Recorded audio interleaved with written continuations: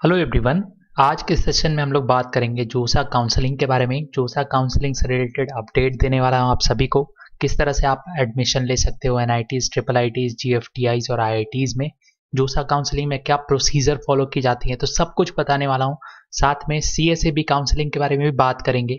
और जो भी आपका डाउट होगा ना, इस वीडियो को देखने के बाद आपके डाउट्स क्लियर हो जाएंगे। फिर भी कोई डाउट रह जाए तो कमेंट कर देना, लेकिन वीडियो को एंड तक देखना, सारा इन्फॉर्मेशन क्लैरिटी से आपको समझा दूंगा।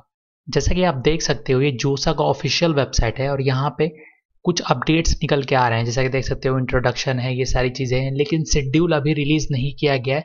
जब आपका जेईई एडवांस एग्जामिनेशन कंप्लीट हो जाएगा, रिजल्ट आ जाएगा, रैंक आ जाएगा, देन जोसा काउंसलिंग स्टार्ट होगा। अभी के लिए जो टेंटेटिव डेट है जोसा काउंसलिंग की, यानी कि काउंसलिंग के थ्रू आप एडमिशन ले पाओगे आईआईटीज, एनआईटीज, ट्रिपल आईटीज और जीएफटीआईज में, तो 12 सितंबर से आपके काउंसलिंग स्टार्ट होंगे जोसा काउंसलिंग के। ये एक ई काउंसलिंग सर्विस होती है, यानी कि ऑनलाइन काउंसलिंग करना होता है आपको, और आप अपने घर से बैठ के कर सकते हो, आपको कहीं जाने की जरूरत नहीं। जोसा काउंसलिंग जो है आपका, ये इसका फुल फॉर्म होता है जॉइंट सीट एलोकेशन अथॉरिटी, और ये मिनिस्ट्री ऑफ एजुकेशन द्वारा कंडक्ट करवाया जाता है, रेगुलेट करवाया जाता है जॉइंट सीट एलोकेशन द्वारा। और यहाँ पे जितने भी इंस्टीट्यूट है ना, ये आपके गवर्नमेंट के इंस्टीट्यूट है, तो गवर्नमेंट में भी शामिल होती है। साथ में इस साल जो एकेडमिक ईयर 2022-23 के लिए जो आपके इंस्टीट्यूट हैं, टोटल 114 इंस्टीट्यूट हैं जो पार्टिसिपेट करेंगे।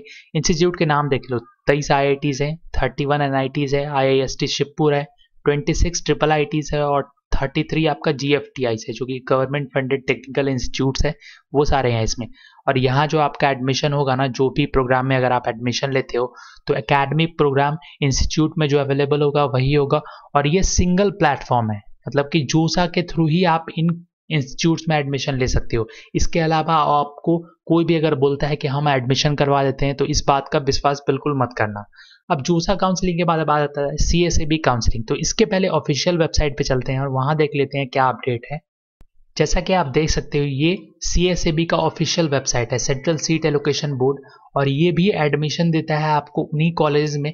लेकिन यहाँ पर कुछ प्रक्रिया चेंज है, ये भी आपका ई काउंसलिंग होगा, सेम जोसा की तरह है, लेकिन इसमें कुछ बातें अलग है, उसके बारे में समझते हैं। सीएसएबी भी एक सेंट्रलाइज प्रोसेस है काउंसलिंग का, लेकिन सबसे पहले आपको जोसा में काउंसलिंग करना होगा। जॉइंटली एडमिटेड कैंडिडेट, यानी कि जो भी कैंडिडेट एडमिशन लेना चाहते हैं इंजीनियरिंग, आर्किटेक्चर, प्लानिंग और आईआईटीज एनआईटीज प्लस सिस्टम में, तो यहाँ पे सबसे पहले जोसा में आपको जाना होगा। जब जोसा का काउंसलिंग कंप्लीट हो जाएगा ना, तब आपका सीएसएबी का काउंसलिंग स्टार्ट होगा। तो जैसा कि देख सकते हो, जोसा के काउंसलिंग में टोटल 6 राउंड होते हैं। तो एक बात समझ लो, सबसे पहले जोसा का काउंसलिंग होगा। जोसा का काउंसलिंग जब कंप्लीट हो जाएगा, 6 राउंड हो जाएंगे, उसके बाद आपका सीसैप का काउंसलिंग स्टार्ट होगा। तो यहाँ देख सकते हो, अपॉन कंप्लीशन ऑफ जोसा काउंसलिंग, जोसा के काउंसलिंग के कंप्लीट होने के बाद जो सीट्स है ना, वो वैकेंट रह जाती है। एनआईटी प्लस सिस्टम है। अब एनआईटी प्लस सिस्टम क्या है, तो आपको मैंने बताया यहाँ पे कि देख सकते हो, 31 एनआईटीज, आईआईएसटी, 26 ट्रिपल आईटीज और 33 जीएफटीआई जो है, ये आपका एनआईटी प्लस सिस्टम है। इसमें आईआईटी इंक्लूड नहीं होता है। तो सीसैप के काउंसलिंग के थ्रू आप आईआईटीज में एडमिशन नहीं ले सकते, लेकिन एनआईटी प्लस सिस्टम में एडमिशन ले सकते हो, क्योंकि यहाँ पे जो वैकेंट सीट रह जाएंगे ना जोसा काउंसलिंग के बाद, उसमें आप अप्लाई कर पाओगे। ये काउंसलिंग 2 राउंड में होता है, 2 स्पेशल राउंड होता है। जोसा काउंसलिंग 6 राउंड होता है, यहाँ पे 2 राउंड होता है। सीसैप स्पेशल राउंड कंडक्ट किया जाता है csab.nic.in, ये इनका ऑफिशियल वेबसाइट है। और जोसा का जो ऑफिशियल वेबसाइट है वो है josa.nic.in। अब देखो, एक सेपरेट काउंसलिंग भी कराया जाता है सीएसएबी के द्वारा, वो तो आपका हो गया 2 स्पेशल राउंड में। इसके अलावा सेपरेट काउंसलिंग होता है सीएसएबी सुपर न्यूमेररी राउंड के लिए। जैसा कि उसमें कौन सा बच्चे एडमिशन ले पाएंगे, तो उसमें एडमिशन ले पाएंगे सुपर न्यूमेररी सीट्स के लिए जो भी बच्चे एलिजिबल होंगे, यूनियन टेरिटरीज के candidate, union territories of Andaman and Nicobar, Lakshadweep, Daman and Diu, Dadar Nagar Haveli, और ये कैंडिडेट एनआईटी में एडमिशन ले पाएंगे वहां के सुपर न्यूमेररी सीट्स के लिए। तो ये हो गया। इसके अलावा सीएसएबी के एनयूटी राउंड में भी बच्चे पार्टिसिपेट करेंगे। तो यहाँ पे कौन से बच्चे पार्टिसिपेट करेंगे, तो allocated seat under the scheme reservation of seat in degree level technical courses for states UT lacking such facility in the AICTE approved institution to candidate of north eastern state and union territories. तो यहाँ पे सिर्फ north east के candidate और union territories के candidate ही participate कर पाएंगे, क्योंकि उनके लिए स्पेशल रिजर्वेशन है इन सीट्स के लिए। आप सबके मन में एक डाउट होगा कि जोसा काउंसलिंग के लिए क्या फी देना होगा। तो इसकी कोई फीस नहीं है, लेकिन जोसा काउंसलिंग फ्री भी नहीं है। तो फीस किस तरह से लिया जाता है उसके बारे में समझते हैं। देखो, अलग अलग कैटेगरीज हैं, आपको भी पता है, जनरल कैटेगरी और ओपन कैटेगरी। ओपन कैटेगरी में general, EWS, OBC, NCL candidate आते हैं, तो उनको 45,000 रुपीज पे करना होता है। ये फीस क्या है, तो ये आपका सीट एक्सेप्टेंस फी है। मान लो आपने काउंसलिंग किया और काउंसलिंग में आपको सीट मिल गया, सीट मिलने के बाद आपको 45,000 देना होगा सीट एक्सेप्टेंस फी के रूप में। रजिस्ट्रेशन के लिए कोई फी नहीं है, लेकिन सीट एक्सेप्ट करने के लिए आपको 45,000 देना होगा। किन कैटेगरीज को, जनरल और जनरल, ईडब्ल्यूएस और ओबीसी एनसीएल कैटेगरी को। इसके अलावा SC, general, PWD, ST, OBC NCL, PWD, ST PWD और एससी पीडब्ल्यूडी के लिए 20,000 रुपीज फीस रखी गई है, जो कि आपको ऑनलाइन पे करना है या फिर ई चालान के थ्रू भी आप पे कर सकते हो। किसी भी बैंक से पे कर सकते हो, कोई दिक्कत की बात नहीं है। ये सीट एक्सेप्टेंस फी है।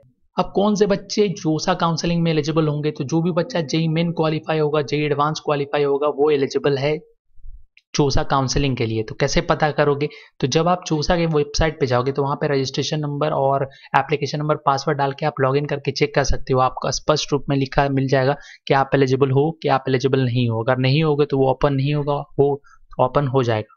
जो भी क्वालिफाई कैंडिडेट है उनका IITs और ISM में एडमिशन होता है। आपको पता है जेई एडवांस एग्जामिनेशन जब हो जाएगा तब ये सारी चीज़ें आप कर पाओगे।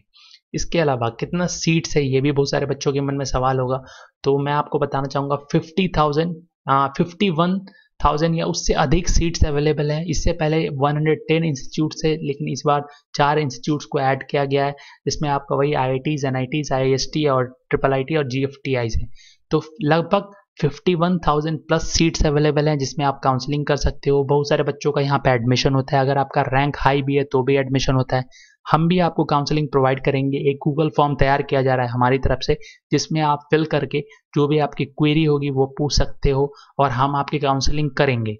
अब देखो, काउंसलिंग करना काफ़ी इंपॉर्टेंट है। आप एग्जामिनेशन दे दिए, रैंक लिया है, लेकिन सही इंस्टीट्यूट मिलना आपके लिए बेस्ट रहेगा। कौन सा ब्रांच चाहिए, ये सारी चीज़ें मैं आपको उस गूगल फॉर्म में दूंगा, जिसको भरना है आपको, और हमारी टीम की तरफ से आपको कांटेक्ट किया जाएगा काउंसलिंग के लिए। अगर आप चाहते हो काउंसलिंग तो डेफिनेटली हम आपकी काउंसलिंग करेंगे। तो ये ओवरऑल पूरा अपडेट था जोसा काउंसलिंग को लेकर, सीसैप काउंसलिंग को लेकर। अभी भी कोई डाउट है तो कमेंट कर देना। ये हमारा टेलीग्राम चैनल है, जाके ज्वाइन कर सकते हो वीडियोस के अपडेट के लिए। लिंक डिस्क्रिप्शन में ही, या फिर टेलीग्राम ऐप में सर्च कर लो @पल्लवासुफिल्म्स। चैनल के सपोर्ट के लिए सब्सक्राइब जरूर से करना, बेल आइकन के बटन को प्रेस कर देना, मोटिवेशन मिलता है। वीडियो अच्छा लगा तो लाइक और शेयर मस्ट है। So thank you for watching. Thank you.